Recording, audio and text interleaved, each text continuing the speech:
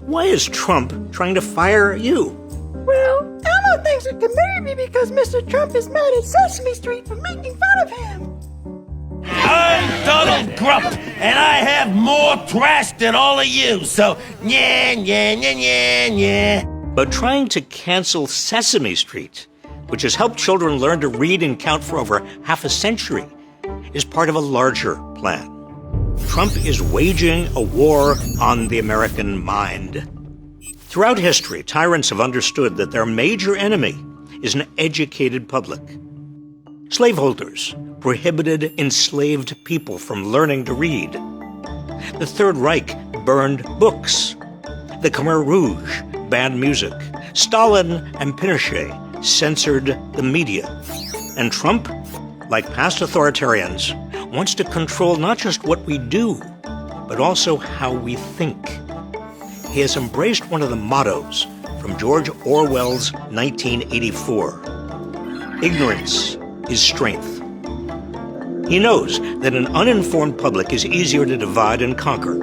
I love the poorly educated. There are 5 facets to the authoritarian attack on our minds. Number 1, rewrite history.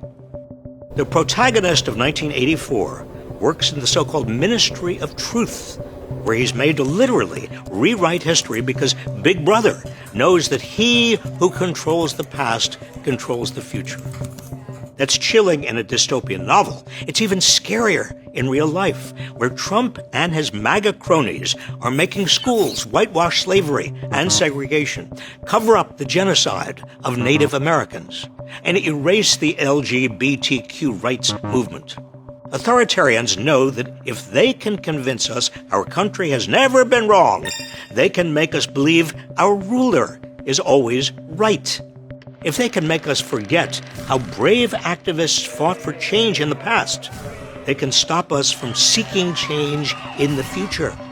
Rewriting history goes hand in hand with the next facet of the attack on our minds. Number 2, gut education.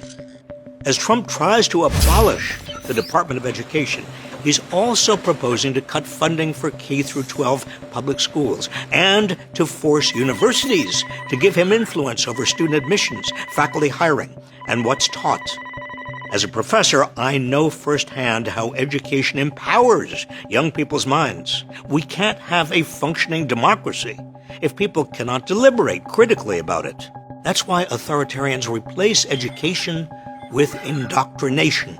Children will be taught to love America. Children will be taught to be patriots. Instead of teaching students to think for themselves, authoritarians seek to instill blind allegiance and to suppress dissent.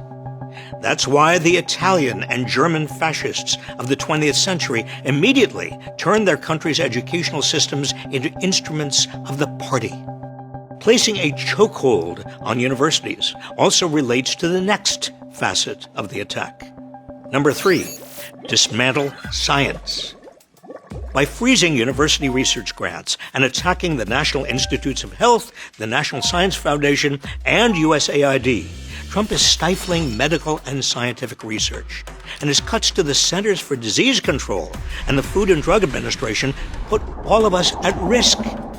He's also abducting scientists who disagree with his administration. Can you imagine a crueler way to rob America of the global intellectual capital that has helped us become the world leader in scientific research?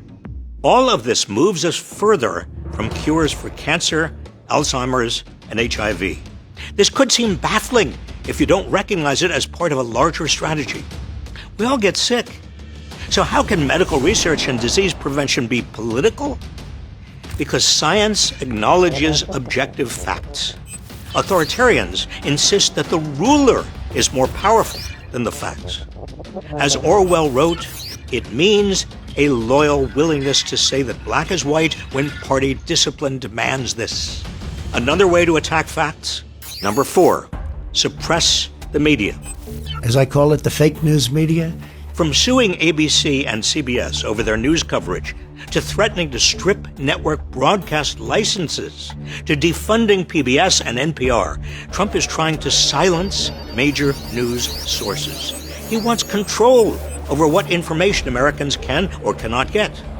A free press exists to question authority and help the public question it as well. But authoritarians insist they must never be questioned. Don't ever say what you said. That's a nasty question. Authoritarians want to consolidate state power over what the public can know. The final facet of the authoritarian attack on our minds also attacks our spirit, which brings us to number 5. Attack the arts. The arts exist to provoke us, challenge our thinking, and help us see beyond ourselves. They're an important and independent aspect of an educated society, which is why authoritarians have historically attacked the arts. So it's no surprise that Trump is canceling grants from the National Endowment for the Arts, dictating what's displayed at the Smithsonian, and has installed himself as the chair of the Kennedy Center for the Performing Arts. To limit art is to limit free speech and expression. It's a crucial step that authoritarians use to silence anyone who dissents through creativity. Added up, these 5 facets of Trump's attack on the American mind render us less informed, less inspired, and easier to control. They empower him to divide us with hatred and fear, and they prevent us from discovering that we have more in common with one another than with the authoritarians who try to rule us. This attack on our minds reduces our capacity for self-government because ignorance is the handmaiden of tyranny. Please help spread the truth by sharing this video.